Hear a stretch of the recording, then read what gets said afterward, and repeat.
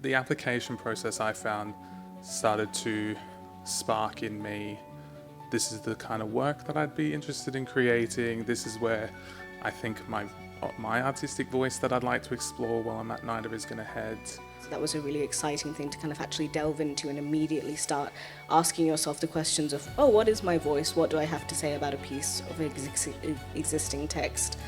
So already the application was kind of already prompting what kind of director I might be.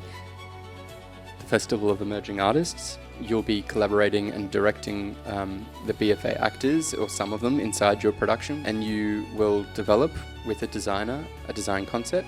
You'll rehearse the production and then preview it and release it to the world to see, which is a huge kind of learning opportunity for everyone, but a really exciting way to kind of cap off your training at the top of your second year.